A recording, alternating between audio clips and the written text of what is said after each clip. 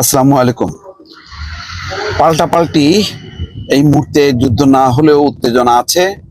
আবারও যে কোনো মুহূর্তে হয়তো ইসরায়েল ক্ষেপণাস্ত্র ছুটতে পারে।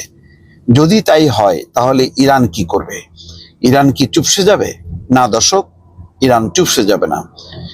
ইরান বলেছে আগ্রাসন হলে জবাব দেওয়া হবে। ইরানের শীর্ষ নিরাপত্তা কাউন্সিলের সতর্কতা।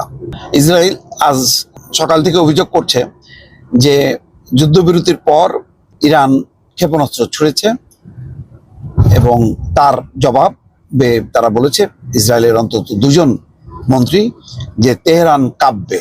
অর্থাৎ যেহেতু যুদ্ধবিরতি লঙ্ঘন করেছে ইরান, সুতরাং তার জবাব দেবে ইসরায়েল।